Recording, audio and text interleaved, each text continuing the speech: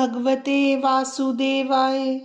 आषाढ़ मास के शुक्ल पक्ष की एकादशी को ही देवशयनी एकादशी कहा जाता है। कहीं कहीं इस तिथि को पद्मनाभा भी कहते हैं। सूर्य के मिथुन राशि में आने पर ये एकादशी आती है। इसी दिन से चतुर्मास का आरंभ माना जाता है। इस दिन से भगवान श्री हरि विष्णु क्षीर सागर में शयन करते हैं और फिर लगभग 4 माह बाद तुला राशि में सूर्य के जाने पर उन्हें उठाया जाता है। उस दिन को देवोत्थानी एकादशी कहा जाता है। इस बीच के अंतराल को ही चतुर्मास कहा गया है। देवशयनी एकादशी व्रत कथा। श्री गणेशाय नमः। धनुर्धर अर्जुन बोले, हे भगवान, आषाढ़ मास के शुक्ल पक्ष की एकादशी का क्या व्रत है? उस दिन कौन से देवता की पूजा होती है? उसकी विधि क्या है? ये सब विस्तार पूर्वक कहिए। श्री कृष्ण भगवान बोले, हे अर्जुन, एक समय नारद जी ने ब्रह्मा जी से यही प्रश्न पूछा था। तब ब्रह्मा जी ने कहा कि नारद, तुमने कलयुग में प्राणी मात्र के उद्धार के लिए सबसे उत्तम प्रश्न किया है, क्योंकि एकादशी का व्रत सब व्रतों में श्रेष्ठ होता है। इसके व्रत से समस्त पाप नष्ट हो जाते हैं। इस एकादशी का नाम पद्मा है। इसके व्रत करने से विष्णु भगवान प्रसन्न होते हैं। इस संदर्भ में मैं तुम्हें एक पुरानी कथा सुनाता हूँ, ध्यान पूर्वक सुनो। मानधाता नाम का एक सूर्यवंशी राजा था।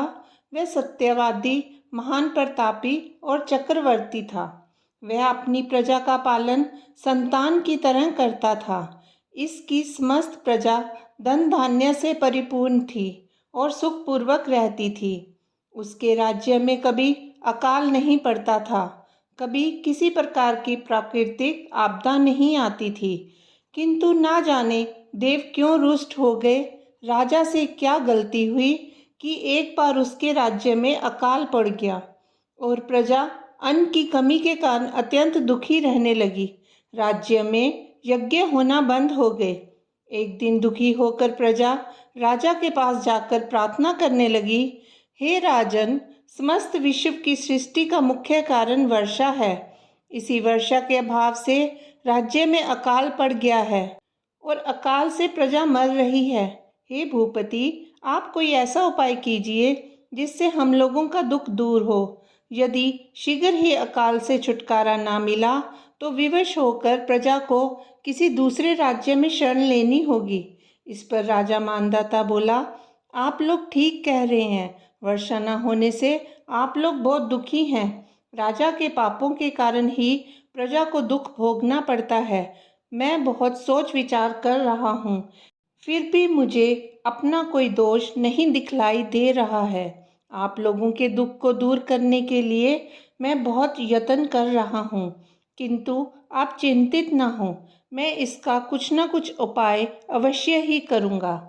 आश्वासन पाकर प्रजाजन चले गए।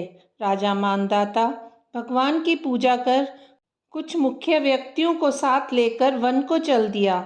वहाँ वह ऋषियों के आश्रमों में घूमते घूमते अंत में ब्रह्मा के पुत्र अंगिरा ऋषि के आश्रम पर पहुँच गया। राजा रथ से उतरा और आश्रम में चला गया। वहाँ मुनि अभी नित्य कर्म से निवृत्त हुए थे कि राजा ने उनके सम्मुख जाकर प्रणाम किया। मुनि ने उनको आशीर्वाद दिया, फिर पूछा, हे राजन, आप इस स्थान पर किस प्रयोजन से पधारे हैं, सो कहिए। राजा बोले, हे महर्षि, मेरे राज्य में 3 वर्ष से वर्षा नहीं हो रही है। इससे अकाल पड़ गया है और प्रजा दुख भोग रही है। राजा के पापों के प्रभाव से ही प्रजा को कष्ट मिलता है, ऐसा शास्त्रों में लिखा है। मैं धर्मानुसार राज्य करता हूँ, फिर ये अकाल कैसे पड़ गया, इसका मुझे अभी तक पता न लग सका। अब मैं आपके पास इसी संदेह की निवृत्ति के लिए आया हूँ। आप कृपा कर मेरी इस समस्या का समाधान कर मेरी प्रजा के कष्ट को दूर करने के लिए कोई उपाय बतलाइए। इस पर वह ऋषि बोले, हे राजन, यह सतयुग सब युगों में श्रेष्ठ है। इसमें धर्म के चारों चरण सम्मिलित हैं। इस युग में केवल ब्राह्मणों को ही तपस्या करने तथा वेद पढ़ने का अधिकार है, परंतु आपके राज्य में एक शूद्र तपस्या कर रहा है। इसी दोष के कारण आपके राज्य में वर्षा नहीं हो रही है। यदि आप प्रजा का भला चाहते हैं तो उस शूद्र का वध करवा दीजिए। जब तक ऐसा नहीं करेंगे तब तक आपका राज्य अकाल की पीड़ा से मुक्त नहीं होगा। इस पर राजा बोले, हे मुनीश्वर, मैं उस निरपराध तपस्या करने वाले शूद्र को नहीं मार सकता। किसी निर्दोष मनुष्य की हत्या करना मेरे नियमों के विरुद्ध है और मेरी आत्मा इसे किसी भी सूरत में स्वीकार नहीं करेगी। आप इस दोष से छूटने का कोई दूसरा उपाय बतलाइए।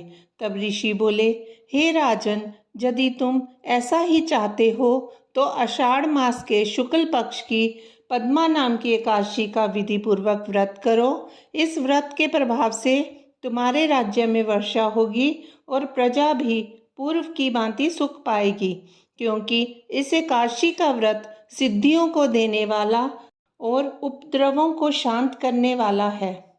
मुनि के इन वचनों को सुनकर राजा अपने नगर को वापस आया और विधि पूर्वक पद्मा एकादशी व्रत किया। उस व्रत के प्रभाव से राज्य में वर्षा हुई और मनुष्यों को सुख पहुंचा। इस एकादशी को देवशयनी एकादशी भी कहते हैं। इस व्रत के करने से विष्णु भगवान प्रसन्न होते हैं। अतः मोक्ष की इच्छा रखने वाले मनुष्यों को एकादशी का व्रत करना चाहिए। चतुर्मास्य व्रत भी इसी एकादशी के व्रत से शुरू किया जाता है। कथा सार: अपनी किसी समस्या से छुटकारा पाने के लिए किसी दूसरे का अहित नहीं करना चाहिए। अपनी शक्ति से और भगवान पर पूरी श्रद्धा और आस्था रखकर संतों के कथनानुसार सत्कर्म करने से बड़ी बड़ी विपदाओं से छुटकारा मिल जाता है। ओम नमो भगवते वासुदेवाय।